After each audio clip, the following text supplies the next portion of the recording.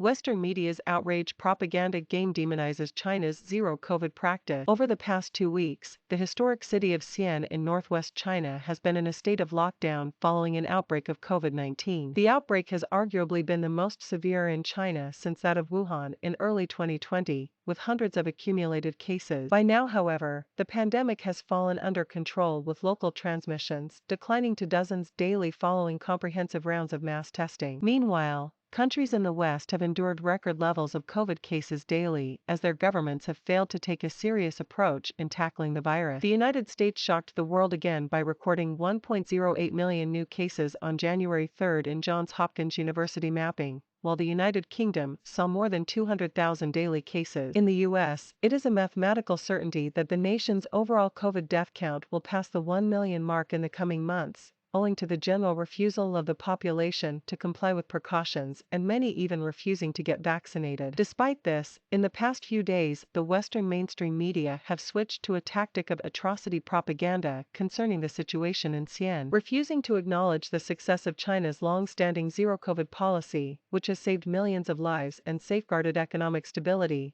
The media now advocate the angle that the lockdown in Shaanxi is brutal, unreasonable, and against the will of the population. Publications such as the Wall Street Journal, The Guardian, The Washington Post, and others have repeatedly used headlines such as "cries for help" or "desperation in Xi'an," implying that the rest of the world is in a superior position. From the very beginning of the pandemic, it has become a political correctness of sort for the Western media to refuse China any kind of credit or praise in relation to COVID-19, forming part of a broader US-led approach into weaponizing the press to exaggerate any potential negative aspect of China in order to advance Washington's foreign policy goals. The pandemic was seen as another stick to beat China, with the virus weaponized by the former Donald Trump administration to change the paradigm of Washington's relations, and that of its allies by extension, with China into competition. The media narrative in turn has sought to attack China at a specific angle from very stage of the pandemic. When the initial outbreak was reported in Wuhan, it was claimed that it demonstrated the failure of China's political system and that the Wuhan lockdown was excessively brutal. When this turned out not to be the case, the focus switched to blaming Beijing for COVID outbreaks in Western countries, using the propaganda of a cover-up, despite the fact it has been long established that the virus transmits in often surprising, undetectable, and unpredictable ways. When this angle ran dry, it then switched to the conspiracy of a lab leak theory for most of 2021,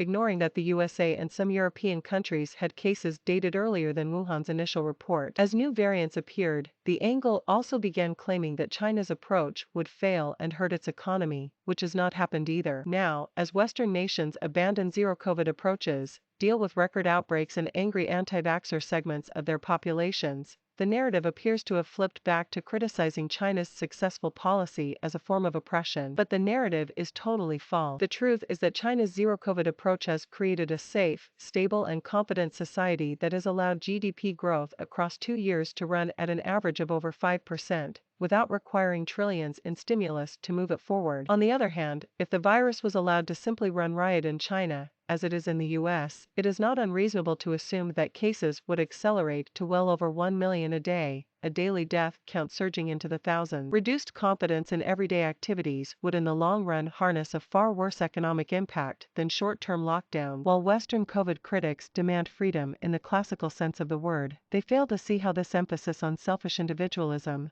the preference of doing what one wants to do over the good of society, has been enormously costly in terms of human life. China is somehow portrayed as inhumane, for a policy which is in practice only humane. The irony is that if China experienced the death toll of the US, or much greater, that in itself would be portrayed as a failure of China's political system. No matter what China does regarding COVID, the media will keep attacking and emphasizing the negative. But the truth is that China will definitely overcome the outbreak in Xi'an. The Western media is not acting in the best interests of the Chinese people. It relishes only in failure, not in the approach which has saved countless lives.